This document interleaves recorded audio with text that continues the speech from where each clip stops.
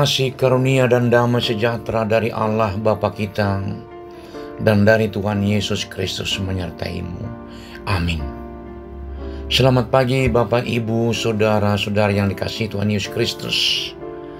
Seperti biasanya mengawali dan mendasari aktivitas kita setiap harinya. Hari ini Kamis tanggal 6 November 2025. Kita bersama-sama memulai dengan doa dan mendengarkan firman Tuhan. Ayat renungan kita hari ini berdasar pada Daniel 9 ayat 18 yang dibacakan oleh salah seorang remaja anggota jemaat kita. Nats renungan harian Kamis 6 November 2025 diambil dari Daniel 9 ayat 18. Dalam bahasa Indonesia dikatakan, "Ya Allahku, arahkanlah telingamu dan dengarlah. Bukalah matamu dan lihatlah kebinasaan kami dan kota yang disebut dengan namamu.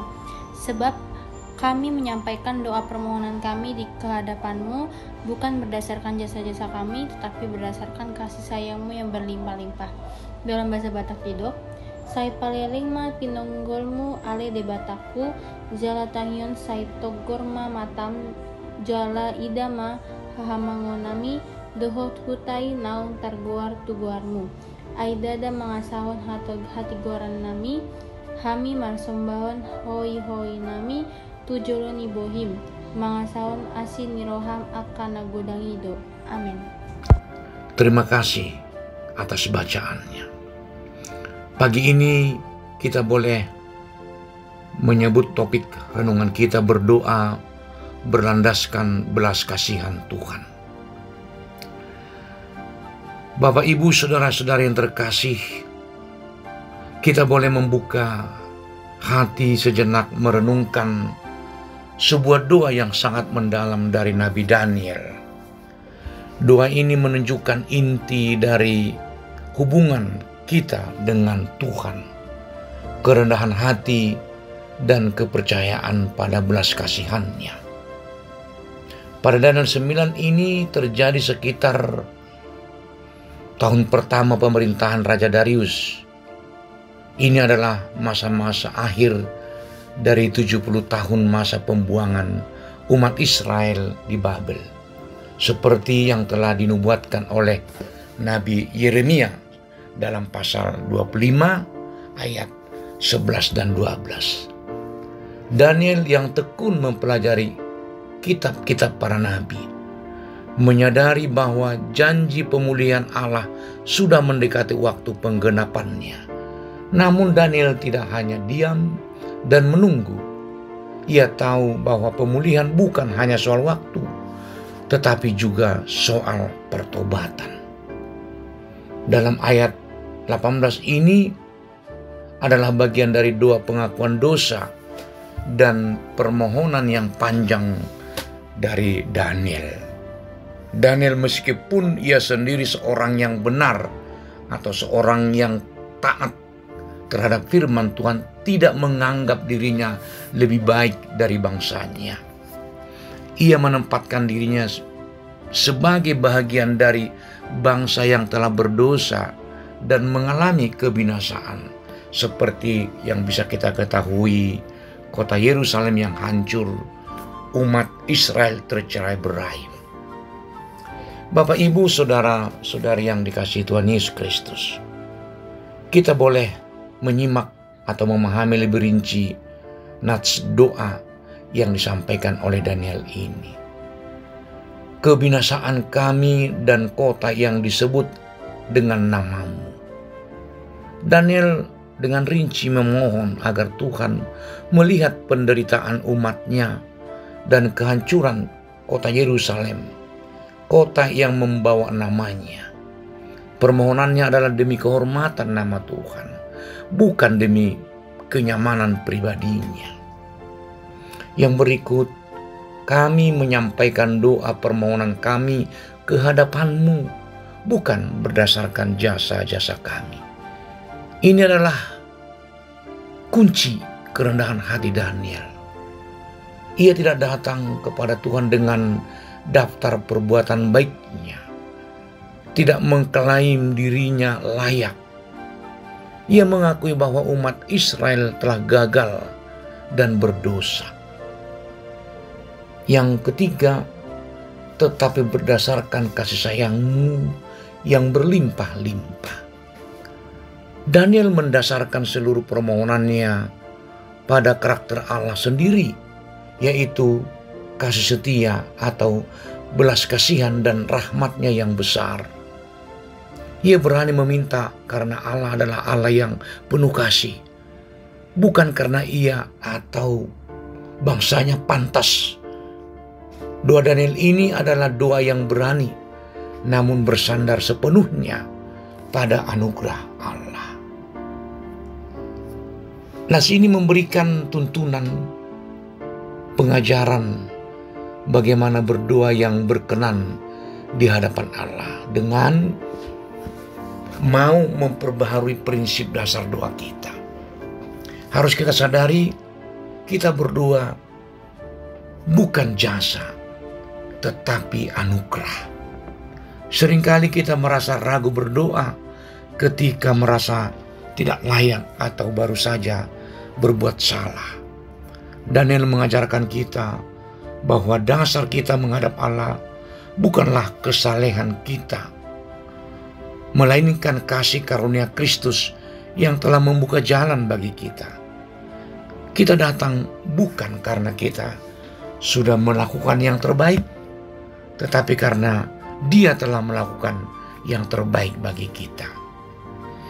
Yang berikut, kita boleh fokus pada nama Tuhan saja.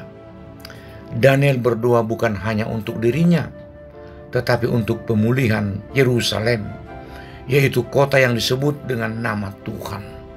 Yang menjadi pertanyaan bagi kita adalah, seberapa sering kita berdoa untuk kemuliaan nama Tuhan, baik itu dalam gereja, dalam komunitas, atau dalam doa-doa harian kita dalam keluarga, atau mungkin dalam bangsa kita, melebihi doa untuk kebutuhan pribadi kita.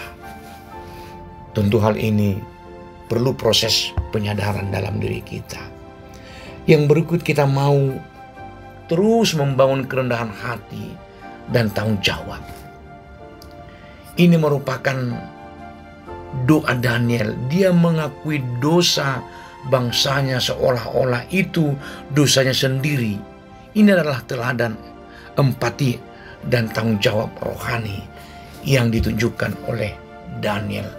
Ada kesatuan dalam pengakuan.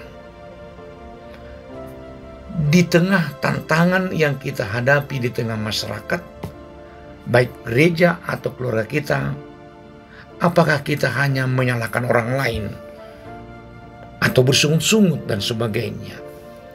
Di sini Daniel memanggil kita, atau doa Daniel ini memanggil kita untuk rendah hati, menempatkan diri kita sebagai bagian dari masalah, dan mendoakan pemulihan bersama dengan hati yang hancur. Kita dipanggil untuk berdoa dengan belas kasihan bagi orang lain, bukan dengan penghakiman. Yang ketiga, juga boleh kita selalu melatih keberanian menghadapi kebinasaan. Dalam nats ini kita melihat Daniel sungguh memahami dia berada melihat kebinasaan bangsanya. Kita boleh melihat atau memahami kebinasaan itu dalam kehidupan kita seperti masa depan dalam hidup kita yang suram, atau juga prahara dalam pernikahan kita, persoalan atau krisis keuangan dalam keluarga, atau rapuhnya iman kita. Daniel memberi contoh, yakni berani membawa kebinasaan itu ke hadapan Tuhan. Mari bawa kehancuran dan kerapuhan iman kita kepada Tuhan dalam doa kita.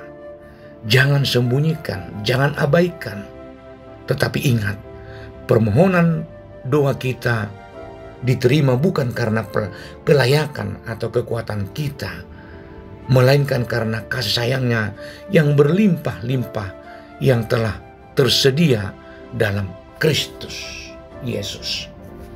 Bapak, Ibu, Saudara-saudari yang dikasihi Tuhan Yesus Kristus, menutup renungan ini kita boleh memeriksa setiap doa kita. Apakah doa kita doa yang benar? Doa yang benar yang dasarkan pada karakter Allah yang penuh belas kasihan, bukan pada kesalehan atau jasa kita. Mari berdoa dengan kerendahan hati. Kita harus meniru Daniel, mengakui kerapuhan dan dosa kita, baik secara pribadi maupun sebagai bagian dari komunitas. Dan yang terakhir, kita meyakini kasih karunia Tuhan cukup. Ketika kita merasa tidak layak, kita mengingat nats renungan ini, belas kasihan Tuhanlah yang berlimpah-limpah dan merupakan dasar permohonan kita. Mari kita berdiam sejenak dan biarkanlah ayat ini meneguhkan, menguatkan kita. Kita percaya doa kita dijawab karena kasih sayangnya yang melimpah-limpah, bukan karena jasa-jasa kita. Amin. Kita berdoa. Ya Allah, Bapa kami bersyukur Tuhan setiap saat Kau mengajar kami untuk berdoa yang baik dan benar, yang patut dan layak di hadapan-Mu. Kami sungguh berterima kasih atas firman-Mu yang selalu mengingatkan kami dalam kehidupan kami. Kiranya doa-doa kami berkenan di hadapan-Mu oleh karena anugerah dan kasih-Mu yang senantiasa menuntun kami setiap waktu. Dalam Yesus Kristus kami berdoa padamu Tuhan. Amin.